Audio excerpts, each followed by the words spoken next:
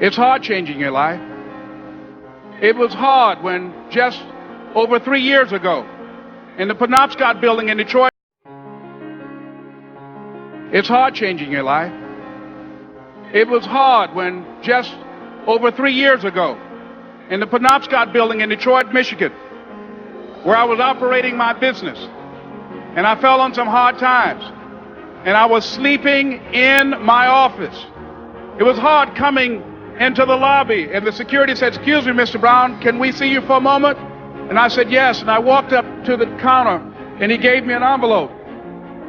And he said, "Would you mind reading it here?"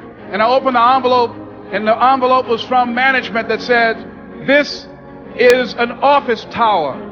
It's not a hotel. Please do not sleep in your office."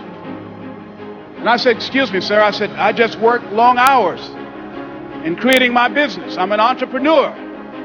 And right now things are bad for me, but they're not going to be this way always. And I just asked for the opportunity to continue to operate like I'm doing. I'm not trying to make this my home." And it was hard coming through the lobby. And sometimes they would laugh. There's a guy talking about becoming successful. And look at it. He's bathing in the bathroom upstairs on the 21st floor. He sleeps on the floor. Him and two other dreamers up there. Look at him.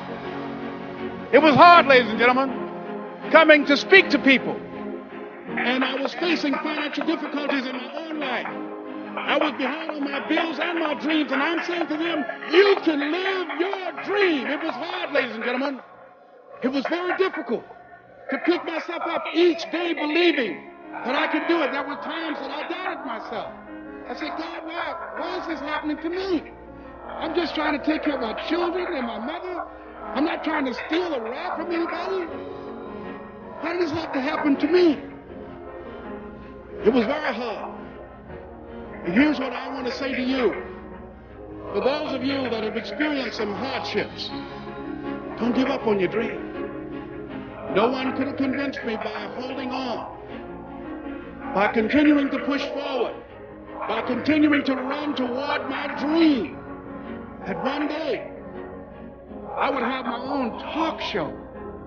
It's a long shot, ladies and gentlemen, from Liberty City, an abandoned building on a floor, never knowing my mother or father. It's a long shot. Being here with you today in this dome in Atlanta, it's a long shot. No college training, labeled educable, mentally retarded, but I kept running toward my dream.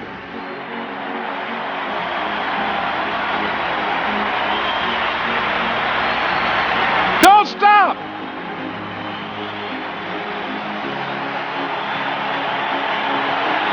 Don't stop.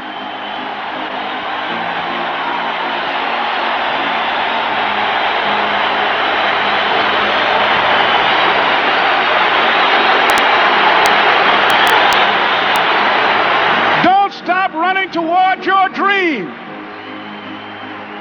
I remember I was playing a game with my 9-year-old son, John Leslie, and I beat him 10 straight games in a game called Connect 4. And finally, I said, "John Leslie, I'm bored. I don't want to play you anymore." And I got up. I said, "I'm ready to go to sleep now."